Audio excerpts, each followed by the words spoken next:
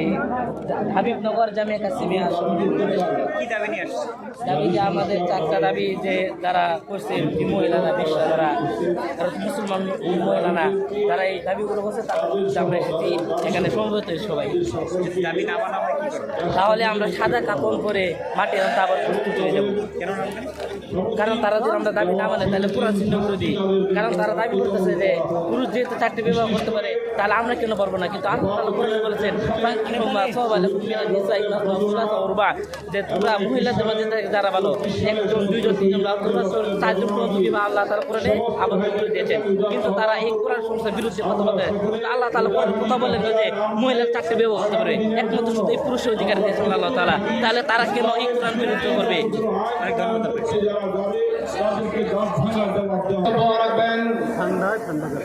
ভোলা জেলার সংগ্রামী সভাপতি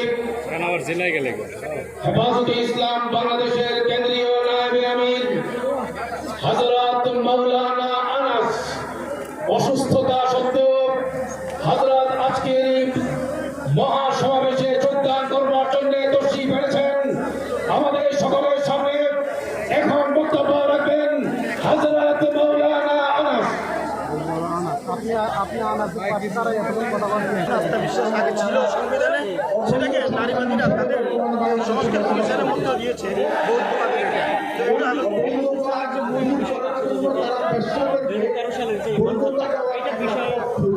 গণহত্যার দাবিতে সেটা আজকে আছে পৃথিবীতে আমাদের দাঁড়িয়ে সকল হত্যা মামলা এবং যে ৭৭ যে গণহত্যার এটার বিষয়ে আজকে আমাদের দাবির একটা অংশ আছে।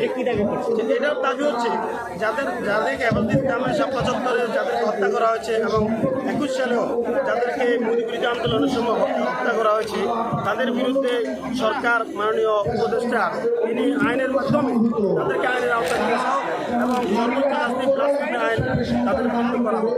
ঠিক সেরকমভাবে এবং ২৪-এর গণহত্যা প্রত্যেকটার বিরুদ্ধে হেফাজতে ইসলাম আজকে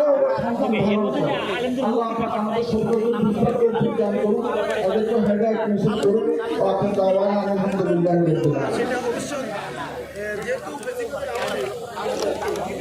সংগ্রামী তাওহীদি জনতা এ পর্যায়ে বক্তব্য রাখবেন উম্মুল মাদারিস দারুল উলুম মুঈনুল ইসলাম হাটহাজারী মাদ্রাসার স্বনামধন্য মুফতি ও মুহাদ্দিস উস্তাদুল আসাতিজা হেফাজতে ইসলাম বাংলাদেশের কেন্দ্রীয় নায়েবে আমির বর্ষিয়ান আলেমে দ্বীন হযরতুল আল্লাম মুফতি।